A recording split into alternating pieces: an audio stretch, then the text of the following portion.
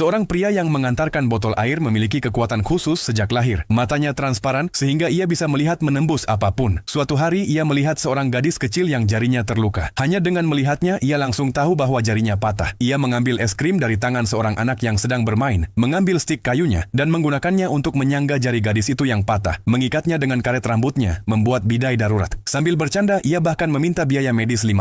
Namun ketika gadis itu melihat ayahnya datang, pria itu pergi. Sebelum pergi, ia menyuruhnya segera pergi ke rumah sakit. Di rumah sakit, ketika dokter memeriksa jari gadis itu, dokter terkejut. Ia berkata itu adalah perawatan yang tepat, dan jika terlambat sedikit saja, jarinya akan sulit diselamatkan. Dokter menyuruh gadis itu melakukan CT scan. Saat itu, gadis tersebut mendengar suara yang dikenalnya. Ia berbalik dan melihat pria yang sama yang telah memperbaiki jarinya. Ayahnya mulai batuk hebat. Pria itu langsung sadar bahwa ayahnya sangat sakit dan menyarankan untuk segera diperiksa. Ayahnya pingsan. Gadis itu berteriak minta tolong. Tetapi hari itu, karena kecelakaan besar di jalan, IGD rumah sakit penuh pasien. Ia memanggil lagi, namun tak ada yang memperhatikan. Ketika para dokter melihat hanya seorang gadis kecil, mereka tetap sibuk dengan pekerjaannya. Pria itu melihat semuanya. Seorang dokter perempuan datang memeriksa ayahnya, tetapi ia juga tidak bisa memahami kondisinya. Ia menyuruh dokter lain membawa ayahnya untuk CT scan. Pria itu tidak tenang sehingga ia mengikuti mereka. Begitu mereka sampai di lift, ayah gadis itu terjatuh ke lantai. Dokter segera pergi mengambil kotak $3.000.